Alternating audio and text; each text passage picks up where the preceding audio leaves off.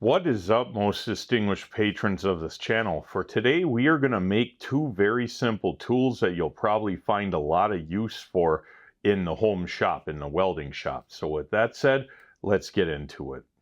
Welcome back, ladies and gentlemen. So I've been welding pipe for the last year and couple months or so, and I picked up a couple cool little tools that people make themselves and use on the job that I think might actually be relevant to you guys that would be somewhat useful. So today we're going to make two of them. The first one has to do with this file.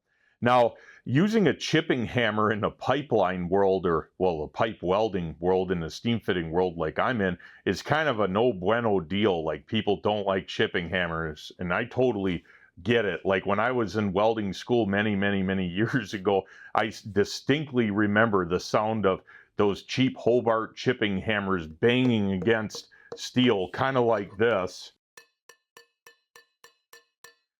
by 20, 30, 40 people in the class for hours on end. And I'll tell you what, that's enough to drive you crazy. So when you get to a certain point in stick welding in particular with your ability, you simply don't need to beat the weld or the steel that much to get the slag off of it. And that's where this file comes in.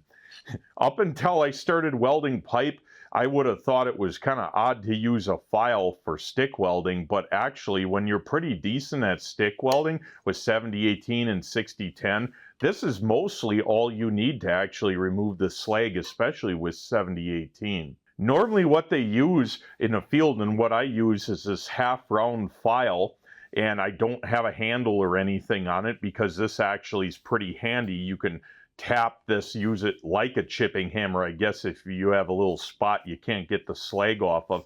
But it's also very common to heat this up and then bend it to where you can shove this in a flange of a pipe like this, and then use this as a prop to lay your arm on to steady yourself. Now, I'm not going to be heating this little tail up today, but that's something that's very commonly done. However, what I am going to do is modify this thing so it works better for peeling slag off, such as 70-18.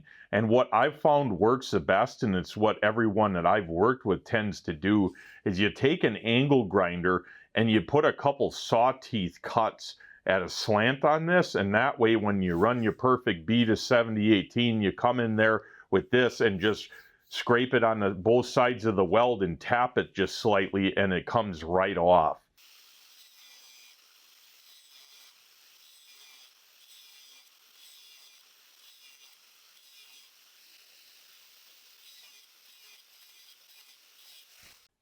So I didn't do a perfect job on this, but this is about what you're looking for. You want to create some slanted teeth to where you got a lot of edges that are more likely to grab that slag and cut it and rip it right off of the steel, off your weld.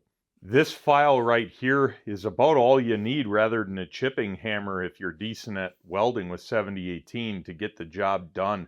And I wouldn't have believed it myself a year ago, but since working with guys that use these and using it myself and getting better at stick welding on pipe, I gotta say this is a handy tool to have. At the end of this video, I'll show you how well this actually works. Now, you might be wondering what this giant bandsaw blade, or well, medium-sized bandsaw blade, is doing. And this, we're gonna make what the guys I work with affectionately call the Slag Ripper 3000. Almost everybody I've met and worked with that welds ends up cutting apart a bandsaw blade and either layering it like 2 to 5 layers thick, TIG welding it and wrapping the handle to where you have something that resembles this file, but more or less multiple bandsaw blades, and for the same reason as this file.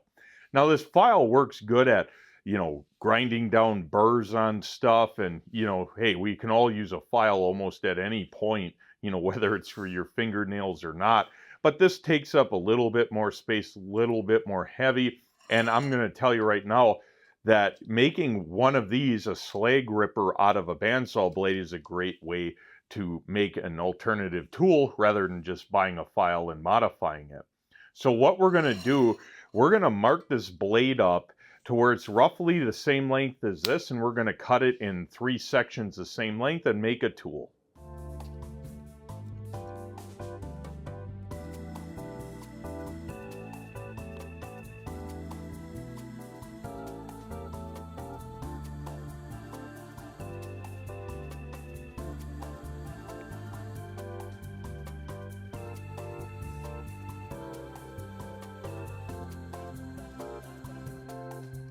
So I got the 3 blades welded together. You can kind of alternate the direction of them if you want.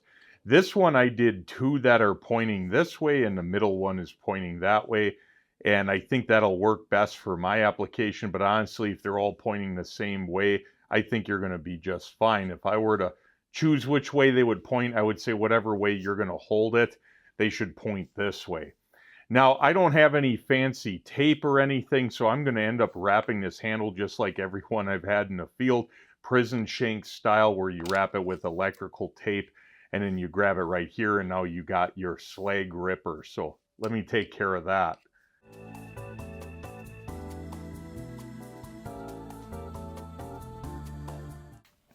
And there you have it. This thing feels pretty good in the hand, and I'm going to show you how well these work. So let's go and fire up the welder and do some test welds.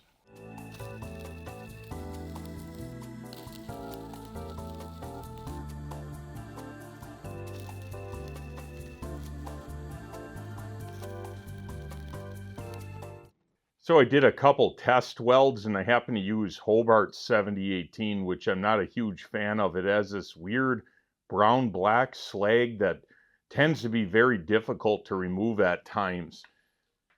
We'll start out with the file first. Generally, all you do is make a little cut on both sides of it.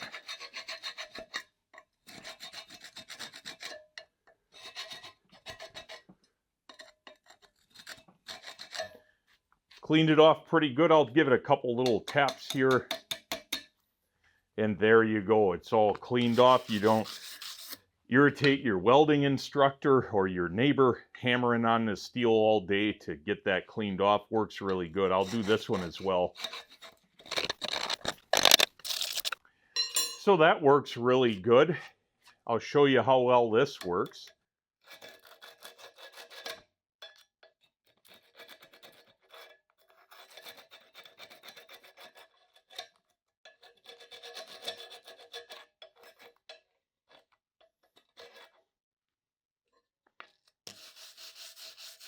Would you look at that? Nice and clean. So overall, a pretty simple project, and highly recommend you guys do this. You can go down to your local hardware store and find one of these half-round files for well under 10 bucks more than likely. I'd highly recommend just getting one with either a small metal handle or just a point here, and don't put a handle in it because it is useful, like I said earlier, to kind of tap a little bit on certain spots. But this will help you out a lot.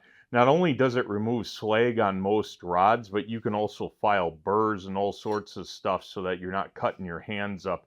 Very handy thing to have. If you're a stick welder, you need to make one of these. Likewise, if you have access to bandsaw blades or even sawzall blades, I think would work just fine for this.